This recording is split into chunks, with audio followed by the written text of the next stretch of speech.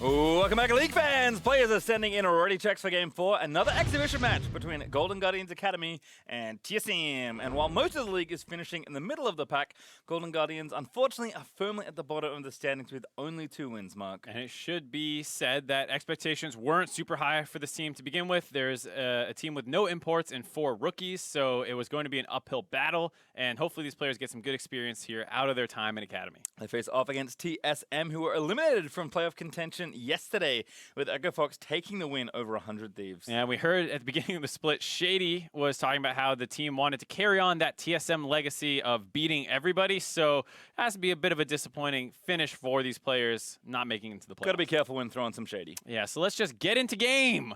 On the blue side, it's going to be Golden Guardians in the top lane, Jenkins, Potluck in the jungle, Bob Chin in the mid lane, Jurassic down bot lane, supported by X Special. And loading in on the red side is TSM Academy. In the top lane, Brandini. In the jungle, Grig. Mid lane, Blaze Olive, bot, Mr. Raleigh, and support, Shady. I got the blue side this time, Pastry. You did. You stole it away from me. I liked it. Yeah. Well, I'm hoping we get to see some fun stuff. Last game was pretty good for an exhibition match, you know. A lot of crazy kills, some interesting picks, some fun stuff. Let's get some fun stuff here, TSM. All right, Azir and Zaya to start things off. So a little bit of the fun taken away, but perhaps taking away the meta champions is what really unlocks some of the fun. Yeah, nothing says fun like meta bans. I mean, what else would you ban? I mean, bans don't. There's no fun in banning. Ban TS. Banning is literally there to decrease fun. Actually, it depends. In solo queue, sometimes you're banning out champs you don't want to play against, and it increases fun. That's like Zeds and Draven. Dravens, yeah. Kha'Zix. Darius. Oh my god, Darius. Not happy at all. Sejuani and Kha'Zix. So jungle has been taken away now for these next 2. Kind of a mixed bag on the ban side, but I guess there's a decent amount of flexibility you have. I will say that a lot of the strong champions are still currently open. Yeah, the Sejuani and Kha'Zix bans are a little bit of a surprise to me when you see Olaf and Skarner running around like crazy. There's the Olaf. We'll see if the Skarner joins the list or if Golden Guardians will get that power pick to themselves. I just feel like you have to ban it away here if you're TSM Academy, but you could not. Perhaps they know something. I mean, yeah, they absolutely could not. The worst that happens. All right, they banned GP, so we'll find out what the worst could happen. Well, the worst is Golden Guardians picks it, and then from there, the worst would be that the Skarner runs around, kills everybody. Instead, might get a Varus first pick. We do get a Varus first pick. Wow. Hopefully nobody wants Skarner and we get something different instead. Remember, fun is on the table still. I'm expecting... All right, never mind. The fun's gone. It's all over. I'm done. First pick and Skarner after second rotation. Well, we'll see where it goes from here, Pastry. It's not anywhere fun. Not yet. I remain unconvinced after 2 picks. I would love to see a random support pick here. Or Caitlyn. Yeah, that would really blow my head back. That could be a random support pick. Dare to dream. We'll be dreaming for a while. All right. Golden Guardians Academy, what fun do you have in store for us? We shall see. As that pick, you know, that's thrilling. My heart is racing. Probably from all the caffeine I've had today, but potentially from these picks. I'm not quite sure. All right. Well, 10 seconds for Potluck to make up his mind. He's made it up. And decisive boy. And I was going to say, you know, the most fun thing we could see would be Tom Kench. Yeah, so that way Skarner can't get any kills. I don't want kills this game. The anti-fun champ. Get Janna in there with Caitlyn while we're at it. I don't even know if Tom Kench is fun for the Tom Kench player. I enjoy watching Tom Kench because I can visibly feel the frustration of the people when they get saved by Tom Kench. Oh my god, I was kidding. All right, let's just talk about the next phase of bans. Yeah, let's talk about them. I mean, you're going to have a pushing lane bottom that's slowly going to lose their turrets over the first 10 minutes of the game. That you're going to have a really hard time finding kills down there. So hopefully the solo laners save us and they can... I have no basis for this slander, but I'm just going to put the blame squarely on Rale's shoulders. He's been the best performing member. He's playing Caitlyn. He's probably like, pick Janna. It'll be fun. Yeah, I'm sure Shady's like, is it? I don't think I'd have that much fun when I play Janna. I press E on you. And sometimes Zach launches himself at me and I press Q. And maybe R if I really need to. The things going bad when you have to press R. If I miss my Q because the one skill-intensive part of Janna eludes me, I guess I can have to press R. All right, Camille and Karma banned away. So I actually like the Karma ban. Kind of back on track slightly. I mean, this is the kind of team and pick you do want to you can play heavily around your TSM Academy. So taking away the other support you can play in mid lane makes a lot of sense. Galio also pretty good. Camille's already banned, but I guess with Zac, we'll need to take that option away as well. Yep, Karma works well with the Skarner pick, giving them extra speed to find those pickoffs. You have a pushing bot lane, you get a pushing mid lane, you probably grab some kind of pushing top lane, go for 3 pushing lanes, especially if it's carry on the top side, then you're not lacking damage when you grab that Karma, so not bad to see it banned out. The Gnar blind pick locked in, just solidifying that ball of fun that TSM is building. All right, GG's Academy, there are a lot of interesting counter picks you can play into Gnar. Will Jenkins play one of them? Aurelia can play Aurelia, she's getting reworked soon. One of the last times we might see Aurelia before she gets Darius. Just get him in there. Get him all in there. Rumble. That'll do. All right, fine. I'll take it. Rumble here in the top side there for Jenkins. So AD mid lane? Question mark? Maybe. I mean, Varus has some AD. There's some. There's a decent amount of medic damage as well, but yeah, and it's tough. I mean, the Rumble versus Gnar matchup isn't that bad for Rumble. We haven't seen too much Rumble since his item, not the item, excuse me, the Mastery and Rune rework. So I'll be curious to see what he takes. Cassio is the lock-in. And this is a team without a ton of lockdown for that Rumble. I mean, you do have the Varus ult to kick things out off with, and then you drop the Rumble ult on top of it. But if you're not landing it onto the Caitlyn or Janna directly, it's not great. That said, the Rumble is nice against the Janna because you can't disengage an equalizer. Nope, certainly not. As, oh, baby. TSM really are. Boreana. They're fun go-getters that love to mix things up and do crazy stuff. I mean, TSM to me always just has this, like, kind of like almost like corporate, like we do work, business, beep, boop, and then they lock this in to do nothing to change my preconceptions of them. No, Ariana, the last pick there for a Blaze Olive. Well, I guess they want to win.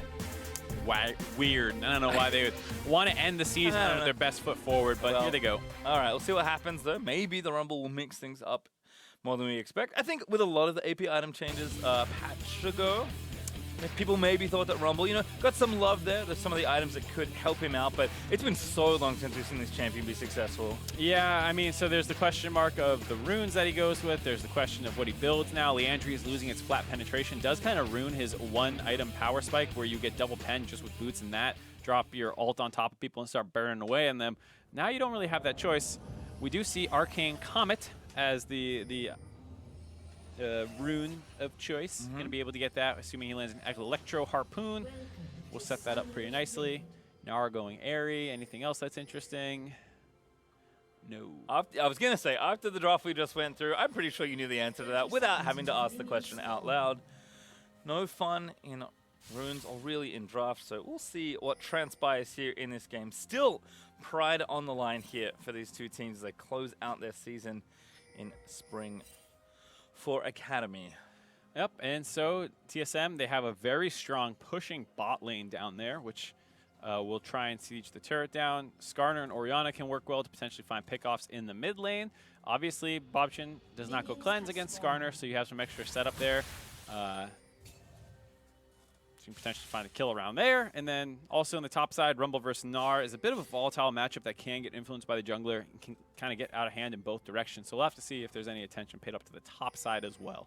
Right now, Grig's starting on the red buff by all accounts. Opposite side there for Potluck, starting on his red, but on the right-hand side. Gonna get help from Special and Jurassic. Yes, and on the mirrored starts this time around, as there's not an obvious plan. We talked about in that TLA C9 game where both junglers understand the top side is going to be very influential, so both teams start around the bot lane. This time, not a clear path that they want to go for, and they're clear, so they're just going for one of the best clears in the game. You're going red, Raptors, hard farming. That also helps to give your Caitlyn Janna lane priority on the wave, which is what happened. And again, continuing the trend of this team being pretty Rylai's-centric, and he has looked good this split so far. Yep. Definitely been the shining beacon on this team. While he did play great and rarely made mistakes, it did feel like someone else needed to step up around him for the team to really find victory. So Mr. Rylai's was always performing, but they needed good games out of one of the other three kind of playmakers on the team, whether that's top, jungler, or mid, to actually have a chance to win a lot of their games. And that's why they struggled so much this split, was those members were inconsistent.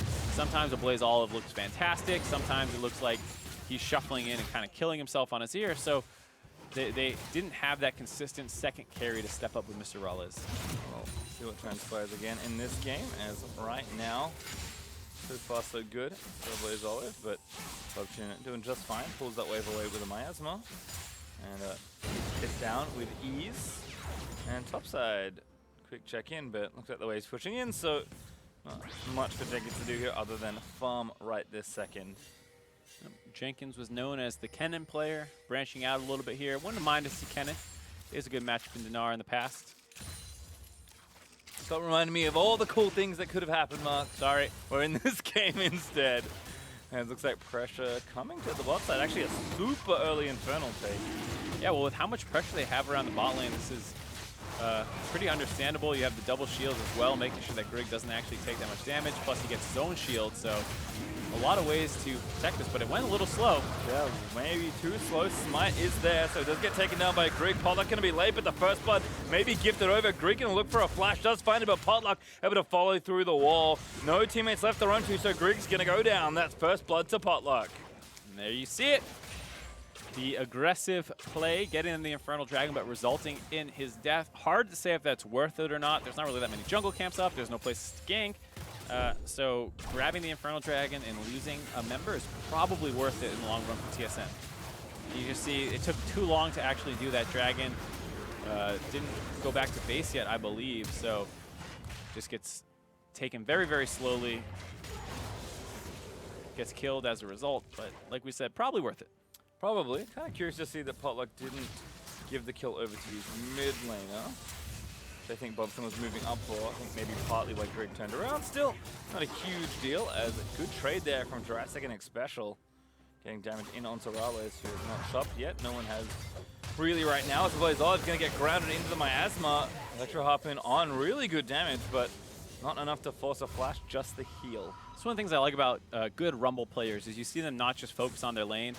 Rumble as a champion actually roams relatively well because while you don't have the hard CC, if someone else can bring that, you can kind of make your way down and from very interesting angles gank, quote unquote, by dropping that equalizer from crazy places. Electro Harpoon also not too bad either, so you see Pre-6 roam there, getting the heal out. Yeah, and again, not too far behind it, probably push the wave out. So now just going to hang out, let these creeps kind of freeze-ish near that turret. Greg looking for someone, it's Bubchin, but not caught window shopping, going to go back now under that turret. Predator is up and ready for the Skarner, but level 6 is not going to be pretty much a full level away as he moves in to take this Spire. Grabbing Spires, letting people know where he is on the map by taking them. And it's pretty good actually because it allows this bot lane to continue to pressure more aggressively. They know the jungler's down their side of the map, don't really want to step up and risk anything. 10 CS lead has developed from Mr. Rales. Looks like he wants to back to start getting his BF sword, probably not enough money for that. And that's when you really start doing damage to this turret.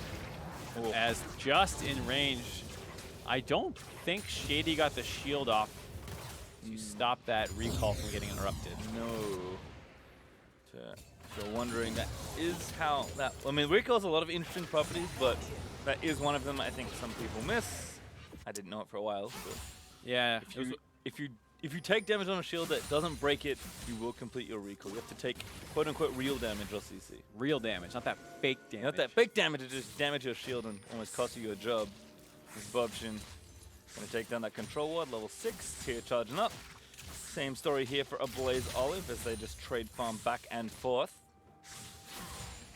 Yep, pretty slow in the mid lane. Orianna should be the favor in this matchup, but with that early pressure that came, as well as losing his heal, Blaze Olive playing back a little bit more, but now that he hits 6, going to wait on Skarner 6, not quite there yet, but that's when you assume you start seeing all the playmaking around the mid lane. Greg is there now, so he's going to go back and hopefully use that ulti somewhere. Rales has also got that BF sword that you expected, has some boots as well to join with the consumables, so should be off to the races and pushing this lane back again, trying to pressure these turrets and maybe even find some harass. And the big reason that this is such a bad matchup, bad in air quotes again here, for Varus is because that 1300 gold power spike that you see coming with the BF sword does not get matched easily by Ginsu's user. So he ends up with a pickaxe and some daggers compared to just the BF sword, so it makes it a little uncomfortable for him to try and contest the priority that Caitlyn's trying to establish. I like this invade, though, from Golden Guardians, just keeping things active. As Greg is wanting to start this blue up and hand it over, but here comes Potluck and it's special. Chilling Smite already out. Greg actually going to get slapped onto his own blue buff. Shady roaming up here, going to try and protect it. Rale's here, but Golden Guardian's roaming pretty quickly. Blaze Olive going to try and cut off Bobshin, and the blue buff goes over, but it is to the junglers, so invade's somewhat effective there for GG's. Part 1 completed. Part 2 is get your blue buff on Bobchin to make sure that you have a blue buff advantage from mid lane. And it feels like they're going to be able to do that. Potluck kind of going through the mid lane. Might as well. Blaze Olive just sidesteps forward and dodges out of the way pretty easily. So now looks like they'll go over and do that blue buff. Although perhaps a contest coming as Brandini is collapsing. Yep, Brandini can come down. Getting the recall to come in from Jenkins, maybe a TP flank as a result. We'll have to see how this one plays out. A lot of ultimates available for this fight. Potluck tagged by a boomerang there from Brandini, and it is TSM that are going to start this blue buff. Potluck, though, trying to go over. Again, looking for the stretching strikes, but not going to land it. Blaze Olive here with the ulti, but Bobshin also defending with the miasma. Smite fight incoming, and goes over to Potluck, I believe. Yeah, I think Greg got Greg did get it. Nice smite from him, able to secure it. Yep, and there you see both No, mid it is laners. Potluck. That's really confusing. But no mid laner's got the buff. That's the important part. No mid laners with their buffs. Both of them are sad boys. They do have their tiers. They will be able to stack. I think they're extra sad boys then if they have tiers. Yeah, good one. Although, interestingly, it does give them a crap ton of mana, so kind of offsetting the blue buff. Yeah, they're still sad because they wanted to stack their tiers faster. Not going to be able to do so. Truly sad when you can't stack your tiers fast enough. Yep. It's right itself. I enjoyed it, Mark. I'm sorry you didn't. No. I mean, it's okay. We're going to move on. It's more about the game than the joke. You know what I'm saying? I agree. Well, we'll move on. As bot lane not getting quite the, I think, pushing pressure that Rale's envisioned when he picked this lane. I think John is maybe a little too vulnerable here. It is a little surprising, especially with the somewhat tracked aggression by both teams thus far. Zach has made his way down a couple times, but you know, when he's up on that top side invade, you would expect Janna and Caitlyn to be pushing that lane extremely hard, but instead it's still in the middle of the lane despite both junglers being accounted for it at that part of the game. Potluck over. Greg is going to spot him. Now it's a 2v2, but Greg actually just maybe the target. Going to look to try and stun somebody down. Good ult there from the Casio, and now the kidnap's going to come through. Greg forced to flash away. Flash forward there, going to try and finish it off. The time Kench is coming in, and now it's 4v1. Great ult, but a good flat from a Blaze Olive. Felt like TSM just couldn't quite get on top of the Casio there. If they could have landed the stun into the pull and Orianna combo, maybe they could have actually gotten that kill, but Orianna ends up without using her ult the entire time. Greg gets focused down, he dies. Golden Guardians group up in the mid lane wanting to get some pressure down, but don't feel confident doing it, especially not with the Infernal Dragon up, so they're going to redirect their pressure there.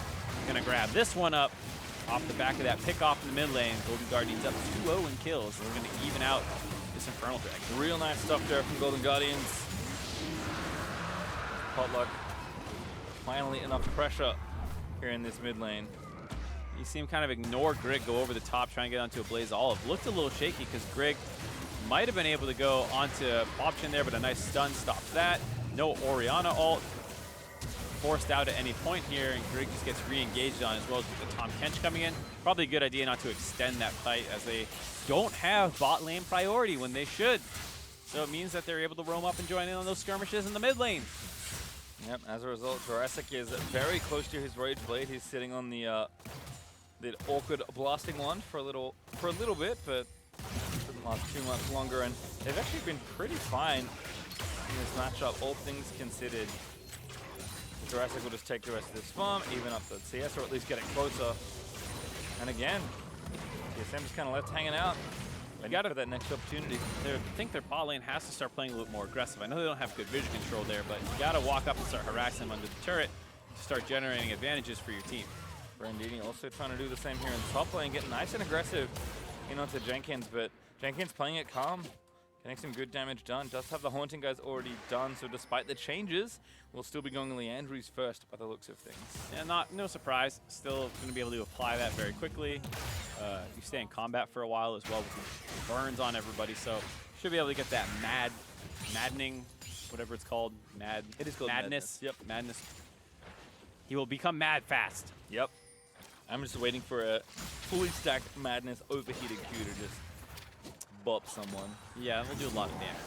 Well, see if we can survive this situation. Brandini is faking the dive, kind of. No, he wants it, but does get the stun barely against all the equalizers. Nice, and I think Jenkins almost had that on his own, but Grig's going to ruin the party. Oh, goodness, that's rude. Pulls him into Brandini, and Brandini does get the kill. Yep, Brandini gets the kill. Did enough work to make that engage free. Darius trying to answer in the mid lane. Ooh, that was a combo, but good devour from Special to deny the damage off Jurassic, and the 4 members here of Golden Guardians, despite Shady being in the mid lane, will not prevent that mid turret from going down. Nope, not able to do it. The bot lane able to roam yet again against the pushing lane of Caitlyn Janna. That turret gets mirrored up on the top side, but knock-on effect as Golden Guardians continue their invades, going for this blue buff. This one finally on to Cassio, first mid laner with a blue buff this game. And always feels good, man. Feels good, man. Grig wants to answer back by getting this Rift Herald for himself. We'll see if Golden Guardian is trying to contest this or let him have that so that they can control their own blue buff. No vision in the area. It's going to make that tricky. Control Watch from Grig certainly helping out. Looks like he will get it uncontested. So at least taking the objective where he can. Always nice to see. As we'll check out this little bit of action again. Jenkins did very well here to almost live, but Brandini kind of had it on lock. Yeah, it felt like Jenkins maybe could have decided to live a little bit earlier by dropping the ultimate right away on the minion wave and clear it out so Brandini cannot combo him down to this HP percentage, where then Grig gets the really easy kill, but it's only delaying the inevitable because there'd be another minion wave just behind it. So unfortunately goes down there, and then this pressure from the bot lane roaming up, offsets, grabs that turret. And Goldie's still pretty much even at this point in the game. And I think, again, if we can credit Brandini to having a good amount of success in his matchup so far, but the bot lane is still a bit of a head scratcher here. So much pressure from Special and Jurassic pushing in this lane, despite Rallis getting some good farm down. It just feels like the lane that should have been another pressure point for TSM is the inverse at this stage of the game. Right, and there was that early dragon take where your jungler dies, but I don't think that will release so much pressure down here that you can no longer push in this bot lane for the rest of the game. It does feel like perhaps a lack of trading / aggressiveness resulting in TSM not being able to control this quite as much as you want. And Tom Kench and Varus are just all over the map with Potluck, meeting up, going for blue buff invades, going for roams in the mid lane, and have really stopped a Blaze Olive from being able to pressure that lane as much as Orianna sometimes can. And I think we, again, kind of extend the thought here in bot lane. Riley is going to be in a bit of a trough, looking to get up that static shift and kind of farm up to 2.5 items, whereas Jurassic is ready to go here, like many Rageblade users. Once you finish that item, you just one item, let's go. Yeah, and they're continuing to pressure around there now. Potluck trying to make his way down to the bot side, lands the Q. Finds the nab, but no extension. Shady there for protection. So instead, just gonna walk it back out from under the turret, but still the siege is gonna continue here. No one from TSM Academy coming down for the bot side. Instead, it's continuing to push their strength in top lane. Rift Tower here on the T2, gonna try and take it down. Yeah, Jenkins, for some reason, not ulting the wave, using one of the tools that is the most powerful tool for a Rumble in competitive play, is the amount of wave control that he has through his ultimate. You can stall out split map pushes. Gotta wonder why he didn't drop it there to leave Shelly alone under the turret. Maybe wouldn't have felt comfortable walking up to clear Shelly out either way. Felt like the turret was gonna go down no matter what. But Rumble getting punished a little bit, 20 CS deficit with that one death. Yep, you can see also Blaze Olive got, looks like a pretty good trade on Suboption as well, so getting that pushed as mid laners will reset. He's going to get this pushing back in. It looks like quite a lot of gold to spend on either side, and with 5 seconds till that Infernal is up, player's going to need to get back to the next objective. Mid laners, unfortunately, both sitting around 1,500 gold, so not getting the reset they want before this Infernal. Gotta think that works a little bit better for Cassio. Potluck kind of trapped, does slingshot out to safety, but doesn't have too much health right now. Crab goes over to TSM Academy, who are probably going to just start this straight up. Take the Spire, throw down a Control Ward, and Raleigh shoots the Dragon. Time to start it. Yeah, but Jenkins is already walking down here to join. Time to unstart it. The TP. All right, well, they are going to actually commit to it. Never mind. Potluck maybe just hoping for a steal. Stretches up and over. Doesn't get it. Now he's caught suppressed easily by the Skarner, popped into Bloblets, and I think Raleig's going to get himself a nice free kill. Hey, I was right. They get the Infernal, they get the kill. Jenkins made his way down there, couldn't actually pull the trigger on anything. And TSM got to be happy with that one now. In the gold lead again. 2 Infernals. Does feel nice.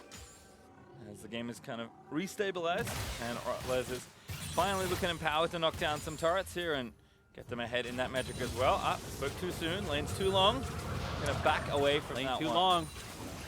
Just when you think TSM's pushing bot lane's gonna push a turret, not the case. Not yet, at least. We'll see exactly how much further along Rallo's is. Pickaxe now, so we'll track that Infinity Edge timing. 18.5 minutes through this game. Option is ready with his 2 items, and plays all of his. This isn't a huge mix-up, but he's going for Oblivion Orb as his next item. So wants that Morello's, but kind of a little bit more of the aggression that used to be in old Haunting Guys and Code. Yeah, and there is some, you know, Grievous Wounds is now on Morello Nomicon. There is some healing on the side of Golden Guardians with the Zac and Cassio, so you can understand it a little bit. And it feels like they potentially want one of these burstier fights where Gnar or Skarner go in and Orianna can just kind of insta-gib somebody. So I can understand why you're going for this build path. You don't want a really extended fight against the Zac, Cassio, and Rumble. Find a target and blow them up. Well, see if they can do that. Played a very controlled game so far. Perhaps even a little too deliberate at times. As Golden Guardians are swapping over to the top lane now.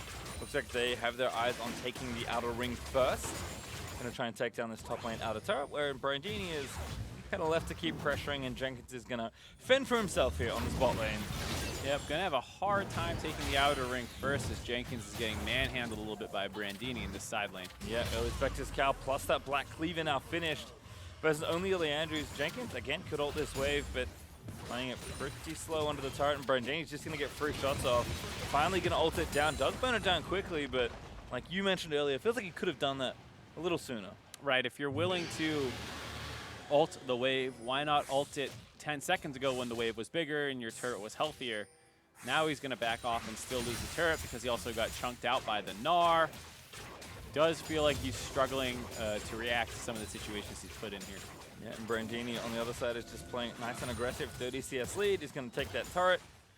Golden Guardians will stick around to put pressure on this top outer bit. There is some defense mounting here for TSM. Yep, they kind of read that play after seeing no help come down for Jenkins. You know it's going to be up on the top side, trying to work around that Varus pickup. And Greg is happy to just sit under that turret and dissuade that dive, but mid lane has to be worried about that pressure spilling over to that Orianna pick. Again, very patient between these two teams. Baron is a possibility, but probably not going to be left on anytime soon. Brandini here in mid lane, though, just going to stroll on by. Turns around and goes straight back towards the bot lane. Just stopping in, sees a snake, gets scared. His bot lane, Brandini hates snakes. I would too. Despite being an Australian, snakes are not the most fun animal. Didn't say a bunch in the outback. They are. That was literally the worst Australian accent I have ever heard. I don't know what. We're gonna move on once again. Oh, come on, man. What are we gonna talk about in this game? Talk about the accent. I did talk about it.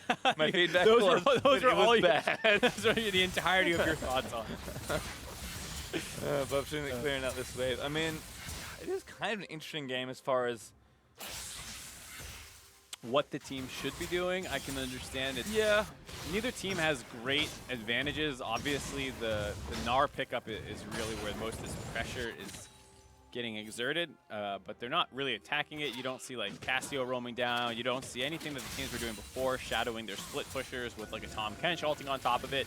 Feels like both teams are very happy to kind of just farm this one out. Yeah. Especially Golden Guardians, who feel like their 4-man's a little bit stronger and maybe they can rush down a Baron at some point. They have a great team for doing it. Yeah, it feels like both teams maybe a little too centered on the Baron, and with the map not being like traditionally open in the mid game with the outer ring going down, at least on the Golden Guardian side, and it took a while to get there with Brandini's pressure. Feels like the team's playing a little more cautiously than perhaps they normally would. Pollock though eats a ton of damage, and Brandini is opening up real advantages here in the bot lane. In fact, Jenkins is about to get himself solo killed. Brandini gonna not land it, needed one more. No fadeaway, but he's not in the brush. He's gonna have to find his way out of here. Does get out, but Brandini again can keep pressuring down the turret. It's not like Jenkins can stay and protect it right now. Nope, definitely not. Brandini stepping up, playing aggressive, trying to show everyone how to do it. Here, like you said, the teams are struggling to find the plays and the aggressive decisions. And there's no time quite like the last game of your regular season that doesn't impact anything to be a game where you're willing to branch out a little bit more and play that aggressive play style. Does Zeal now count as aggressive playstyle? Because it seems like the sometimes seen Phantom Dancer, unless there's the rapid fire cannon coming, in which case I'm extremely excited. I would love for that. Probably going to be the Phantom Dancer. Probably going to try and help in these 1v1s. Well, hello Blaze Olive. Again, especially looking for the aggressive ult option, chasing down Brandini. Not a bad spot here. Jurassic just needs to find an angle on an ulti. Got to be careful for the shockwave. Ulti going to miss some Barras. Greg just already take down Special. Now the Zac kind of in the tank line, not looking too hot. Jurassic flashed out of the ulti, but Greg is going to ult down in onto the Varus and take him down. Golden Guardians, they had the right idea, but that execution was not there. Nope. The fact that Brandini had already rotated up made that play harder than it needed to be. There were a lot of opportunities where they could have looked for that play previously, but now that the top laner was there, he kind of cuts off the engage onto his mid laner. Some missed abilities stopped them from finding more kills. The Orianna ult whipped, but they did get enough control to force down this Baron. Not a bad ult there from Jenkins. Actually a lot of damage on the Shady in particular, but Baron's still not low enough to go down. Poison Tick from Cassio is very ambitious. Potluck not around to try and steal that one away. Brandini going to chase it onto Jenkins. He wants to finish up the kill that he couldn't grab last time, but Mega not going to hit with the boulder toss. Brandini still going to chase. Flash Wallop is going to miss, but at least he tried it. Now keep going. He wants to get the kill, but he doesn't have his ulti.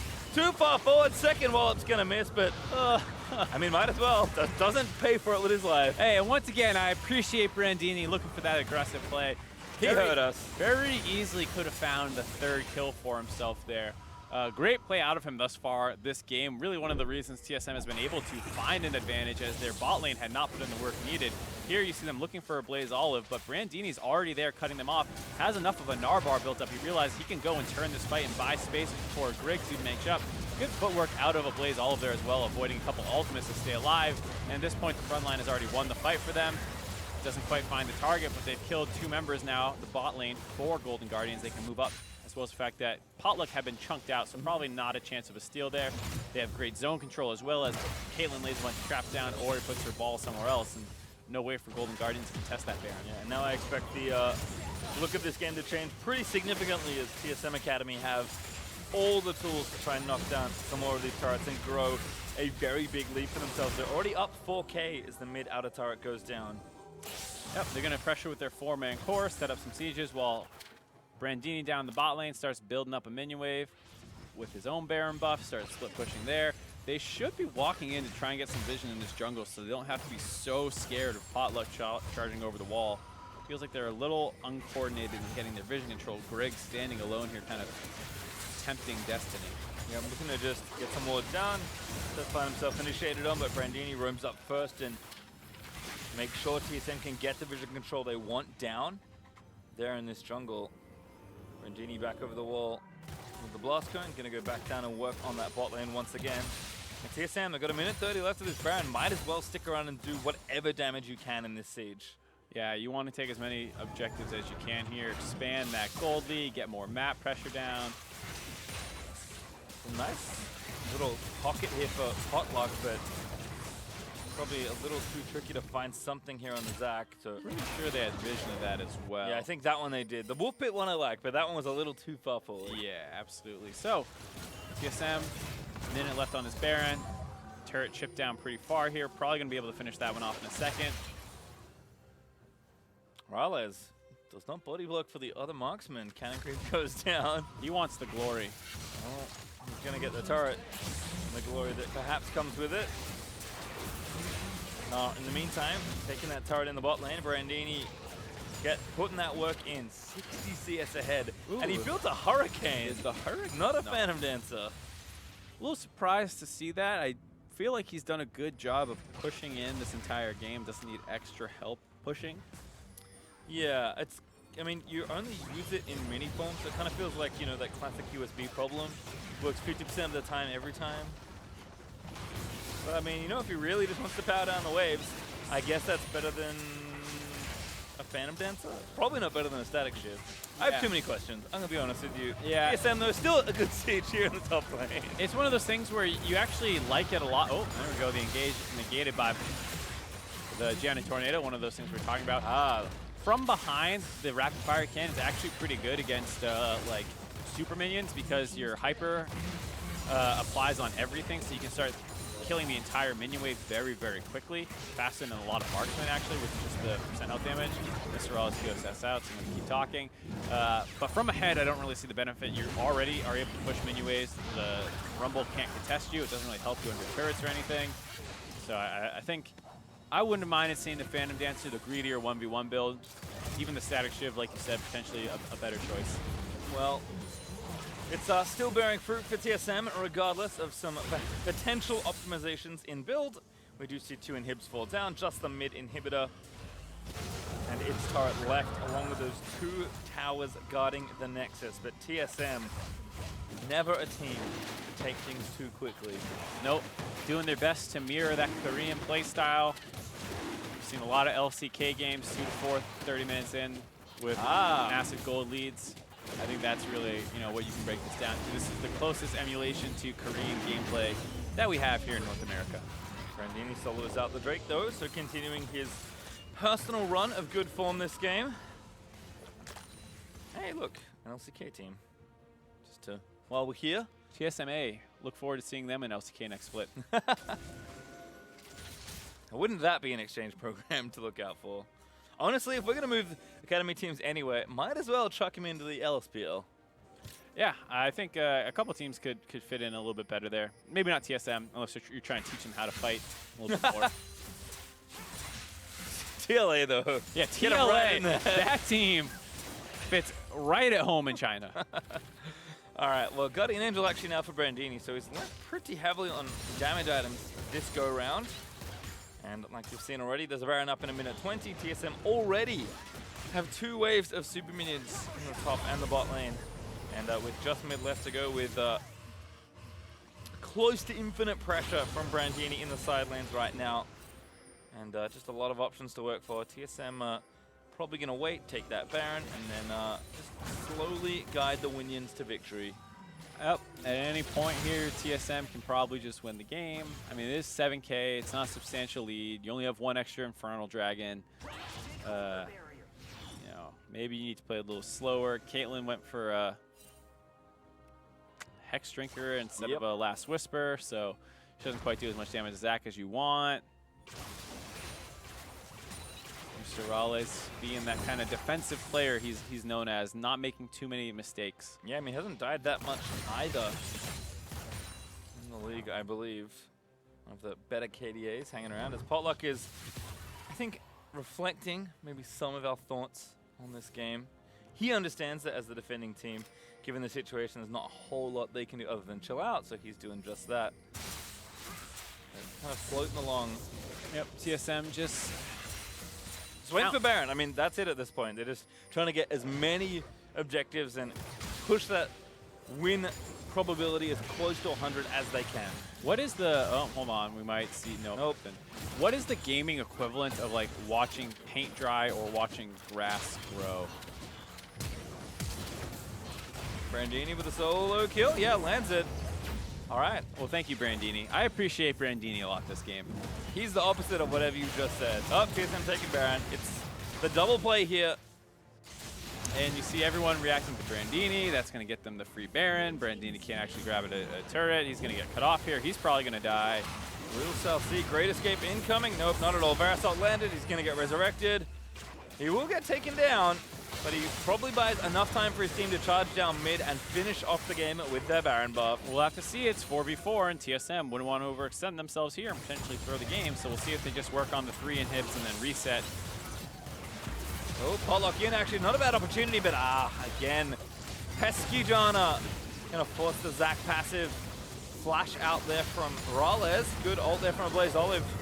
Gonna keep that siege going. X Special does save Bobshin from the damage, And no minions means that Raleigh has to do a few more shots. One more, come on buddy, there we go. Charging up that rapid fire cannon. Got some more shields here from the Ori and the Janna, so it will be the 3 inhib. Yep, no engage tools really available with the Zac down and the Var Assault down, so you can walk up. There's the equalizer, but you just kind of walk over that with your shields. Grig's hanging out, getting himself caught, actually forced to flash away, but Shady resets with the Monsoon.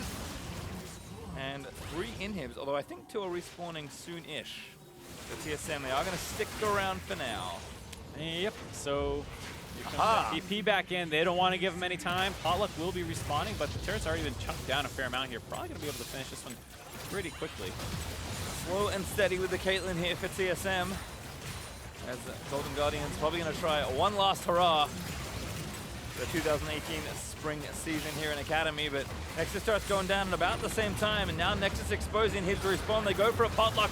We're going to reach in, but he's not going to grab too much here. Does actually get a decent kidnap back in. They'll take down Shady, but the carry's still up. A great 4-man shockwave there from a Blaze Olive, as Rales wreaks havoc on the bot lane with all their damage. And Nexus exposed. TSM Academy, slow and steady, at least for this patch, will take down the game. They'll take a win and a bow in the final game of this season. Quick, let's kill them in their fountain to look like we did more. Whoa, 9-4 in kills. I feel bad because Brandini's last kill was actually really nice. You can see how much damage a very aggressively built Narc could do. I would have preferred to see Fan Banter again, a little more aggressive, but hey, Hurricane did the trick. Yeah, absolutely. You saw Brandini was one of the biggest factors for why they were able to take that game. We talk about TSM's bot lane going for the Janna and the Caitlyn to try and pressure, but they didn't really have any the entire game. And then they realized that's not quite working out for them. Grig starts playing around the top side a little bit more. They get some dives off, start breaking turrets up there, and then that's really the reason that they were able to win this game. Yep, TSM as a result did pull ahead here. We'll take a look, 23.5 minutes in. TSM with a win plus the Baron here in the mid game. Once again, kind of off the back of Brandini, the fact that he's already here, doesn't need to TP in. He did a good job rotating his pressure around, builds up his Narbar, and then sets up the front line to get focused down. Blaze Olive does a good job staying alive and not dying while his team is able to kill the enemy team's front line. And then a nice suppression onto Jurassic, finds the kill onto the AD carry. After that, very easy to turn to Baron and get control of this game. Yeah, and that was 2 inhibs. TSM were able to kind of wait the game out, get to the next Baron, and then our next moment coming up, the final fight of this game where TSM just kind of put all their advantage together and just kind of rode this one in. Yeah, and we talk about how difficult it was to kind of play this game out for Potluck when that Janna pick came in. It was a pretty big denial pick for that Zac. Very hard to find engages, especially when you're pushing on your base, shooting yourself over the top every single time. He finally got a good kidnap off, which killed the Janna, but that was about all he got from it. Yeah, unfortunately, killing the Janna is helpful, but not enough when the carries are just looking so strong on the TSM side. So, I mean, unfortunately, maybe a little more of a boring game than we would have liked to end the season for these two teams, but I think both can kind of walk away learning quite a lot from the season. Hopefully we'll see a lot of these players coming back next split. Yeah, I think that's going to be the case, especially for TSM side. You know, this didn't quite work out for them, and it felt like a big learning experience, especially for a guy like a Blaze Olive, who has competed in Challenger before, but has been on some of the lesser-known orgs and teams, getting under TSM, getting to hopefully learn a little bit under Bjergsen, and just the entire organization can level up, because he's a guy with a ton of promise. Everyone is really looking forward to seeing how he pans out, but this split very much struggled with consistency. I have to agree as well, but we've got one more game of our regularly scheduled games coming up, so don't go anywhere. FLICKR Academy faces off against Echo Fox after the break.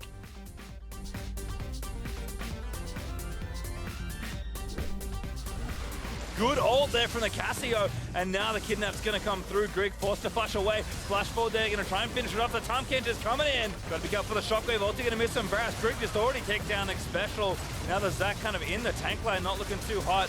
Jurassic flashed out of the ulti, but Grig is going to ult down in onto the Varus and take him down. They go for a Potluck.